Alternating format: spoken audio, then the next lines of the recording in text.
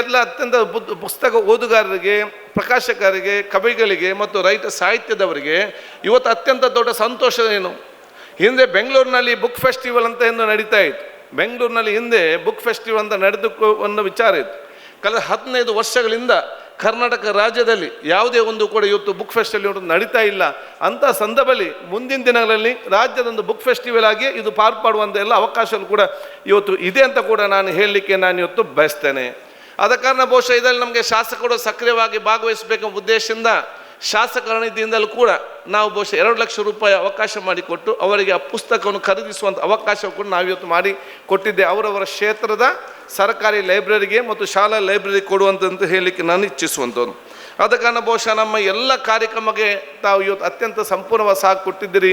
ಇವತ್ತು ಪ್ರಥಮ ದಿನ, 3ನೇ ತಾರೀಕು ಇವತ್ತು ಕೊನೆಯ ದಿನ ಆಗ್ತದೆ. ಅದು 3ನೇ ತಾರೀಕಿಗೆ ಅದು ಶಾಸಕರಿಗೆ ಮತ್ತು ಅಧಿಕಾರಿ ಮತ್ತು ವಿಧಾನಸಭೆಗೆ ಬರುವವರಿಗೆ ಮಾತ್ರ ಅವಕಾಶ ಅಲ್ಲದೆ ಮುಕ್ತವಾದ ಅವಕಾಶ ಕೊಡಲಿಕ್ಕೆ ಸಾಧ್ಯವಿಲ್ಲ. ಅವತ್ತು ನಮಗೆ ಅಧಿವೇಶನ ನಡೀತದೆ.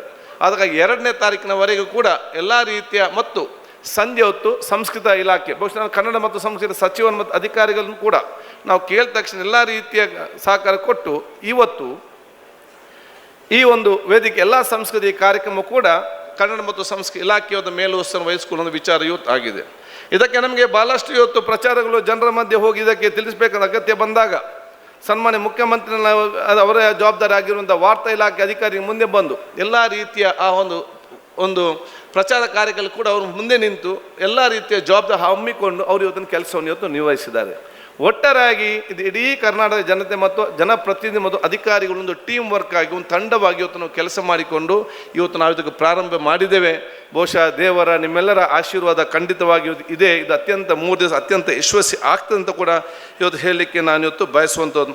ಆದ ಕಾರಣ ಬಹುಶಃ ಈ ಕಾರ್ಯಕ್ರಮಗಳು ಬಹುಶಃ ಮುಂದಿನ ದಿನದಲ್ಲಿ ಪ್ರತಿ ವರ್ಷ ಕೂಡ ಇವತ್ತು ನೆರವೇರುವಂಥ ಅವಕಾಶಗಳು ಮುಂದಿನ ಆಗಲಿ.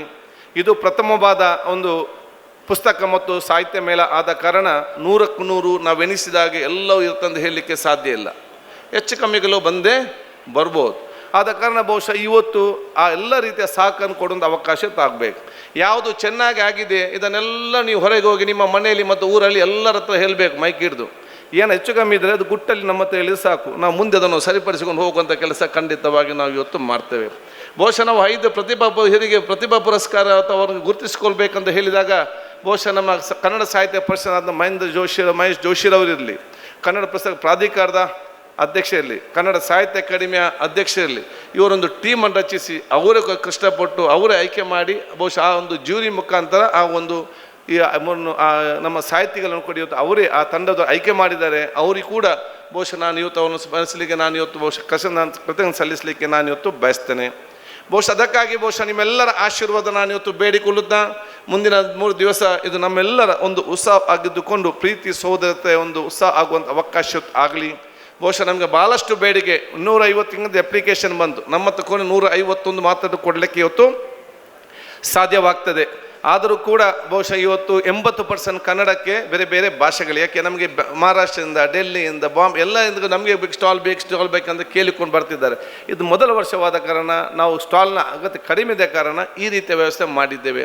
ಇದರೊಂದಿಗೆ ದೊಡ್ಡ ಮಟ್ಟದ ಅವಕಾಶಗಳು ವಿದ್ಯಾರ್ಥಿ ಮತ್ತು ಜನಸಾಮಾನ್ಯ ಓದುಗ ಪ್ರಿಯರಿಗೆ ಮತ್ತು ಪುಸ್ತಕ ಓದೋ ಹಿರಿಯರಿಗೆ ದೊಡ್ಡ ಮಟ್ಟದ ಸದವಕಾಶ ಅಂತ ಹೇಳಿದರೆ, ಮುಂಚೆ ಯಾರಿಗಾದ ಒಂದು ಪುಸ್ತಕ ಬೇಕಾದಲ್ಲಿ ಅವನು 10-15 ಬೇರೆ ಬೇರೆ ಶಾಪ್ಗಳಿಗೆ ಹೋಗಬೇಕು.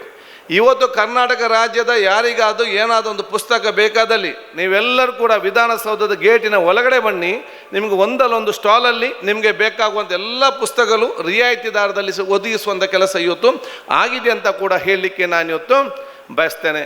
ಬಹುಶಃ ಯಾರೆಲ್ಲ ಇದಕ್ಕೆ ಸಹಕಾರ ಕೊಟ್ಟಿದ್ದಾರೆ ಅವ್ರಿಗೆಲ್ಲ ನಾನು ಇವತ್ತು ಸಲ್ಲಿಸಿಕೊಂಡು ನಿಮಗೆಲ್ಲರಿಗೂ ನಾನು ಶುಭಾಶಯ ಸಲ್ಲಿಸುತ್ತಾ ಮತ್ತೊಮ್ಮೆ ಕರ್ನಾಟಕ ಸರ್ಕಾರದ ಮುಖ್ಯಮಂತ್ರಿಗಳಿಗೆ, ಉಪಮುಖ್ಯಮಂತ್ರಿ, ಸಚಿವ ಸಂಪುಟ ಸದಸ್ಯರಿಗೆ, ಎಲ್ಲ ಅಧಿಕಾರಿ ವರ್ಗದವರಿಗೆ, ವಿಶೇಷವಾಗಿ ನಮಗೆ ಬೆನ್ನೆಲುಬಾಗಿ ನಿಂತಹ ವಿಧಾನ ಪರಿಷತ್ ಸಭಾಪತಿಗಳಾಗಿರುವಂಥ ಹೊರಟ್ಟಿಯವರೇ, ನಮ್ಮ ಇಡೀ ಜನತೆ ಪರವಾಗಿ ಮತ್ತು ಅವರ ಪರವಾಗಿ ನಾನು ನಿಮಗೆಲ್ಲ ಕೃತಜ್ಞ ಶುಭಾಶಯ ಸಲ್ಲಿಸಿಕೊಂಡು ನನ್ನ 2 ಮಾತು ಮುಗಿಸ್ತೀನಿ.